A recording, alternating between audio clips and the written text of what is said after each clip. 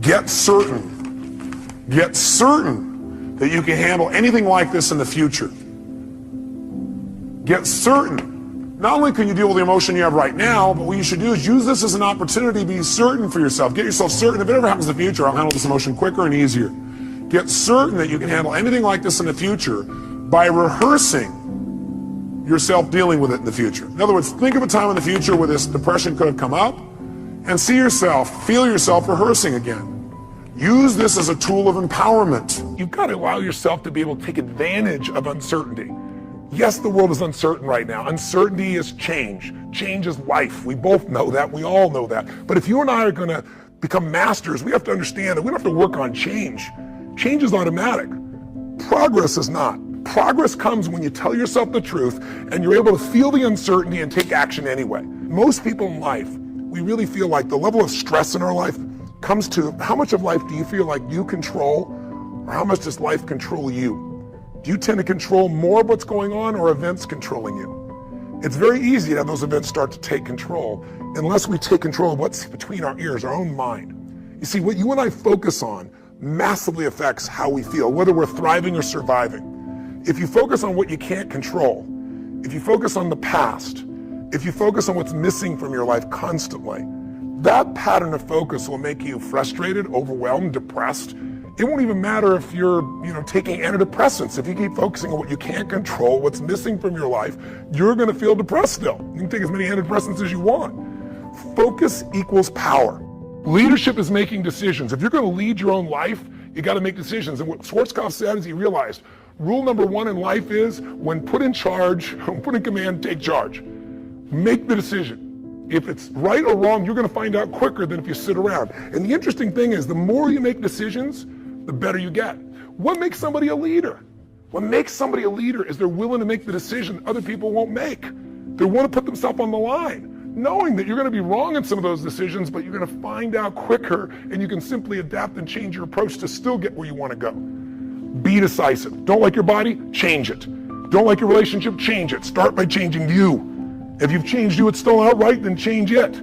But the way you make any change happen starts with a decision. All action, all results are mothered or fathered, if you would, by a decision. If you put yourself in a place where you got a new vision and you gotten yourself strong, if you got a role model and you got some strategy and you got yourself into action, step 5 is give much more than you expect to receive.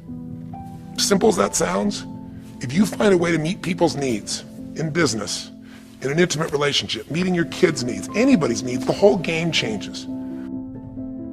The chronic excuse maker. How do you stop making excuses? This is actually pretty simple. And I said it the other day, and you have to realize, you have to know, you have to accept that all your excuses are lies. They are lies, all of them. Think about the things that you tell yourself, the lies you use to rationalize taking the easy road. Taking the easy road and leaving discipline behind. Think about them. You don't have time. That's a lie. You don't have support. That's a lie. You don't have the equipment or the gear. Lies. You don't know the best way. Who cares? That's a lie. Or you're too old or you're too young. Of course you're too old or too young. Lie. And there's you're too busy. Sure you are. That's a lie. And you're too tired, or you're too sore, or you're just plain not feeling it. Lies, lies, lies. And the list goes on and on and on. And it doesn't stop if you don't make it stop. So recognize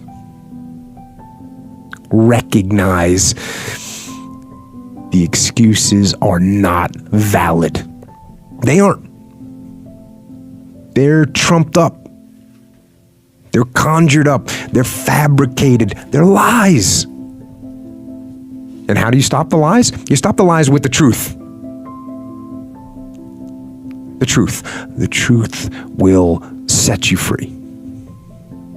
The truth will stand, and the truth will deliver you from procrastination and laziness and the downward spiral that comes with a lack of discipline. So don't believe the lies, believe the truth. And the truth is, you have time.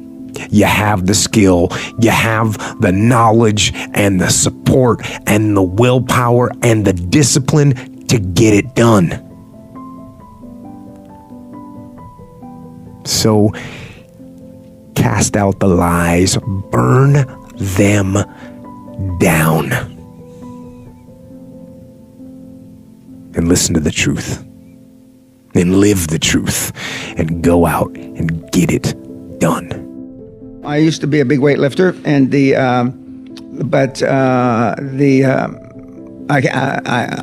I use what I used to warm up with now is what I lift now, because I'm about 50% weaker than I was back in my heyday 20 some years ago.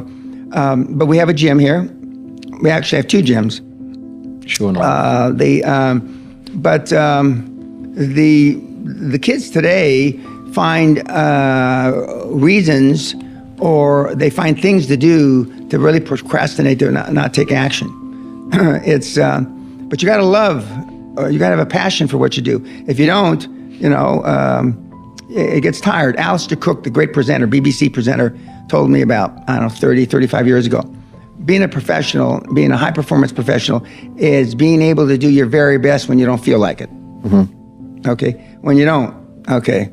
And I've had days, not every day, do I want to speak when I'm at the university, Oxford, University of Edinburgh, whatever, but they don't know it. Mm-hmm. As far as they're concerned, I look like, I was born for that night. Yeah. But I was taught high performance people don't leave anything on the stage. Yeah. On athletic endeavors, I never left anything on the field. In public speaking, I don't leave anything on the stage. I'm fully spent at the end of each day. Tell us about failure and why it's important to fail. I love it. Yeah, because you mentioned that you love it. I love it. I like micro failure. I hate macro failure. Like, death of your business is bad. But to me, what's funny? I'll use a boxing analogy. My favorite boxing, I watch a lot of boxing. I think boxing's a very interesting, and I'm super into mixed martial arts, but I grew up on boxing, I understand it better. And I like watching it because there's so many things that happen in boxing. First of all, what I love about boxing is there's nowhere to hide. It's super interesting, right? There's nowhere to hide. Number two, there's a scenario in boxing that I love the most.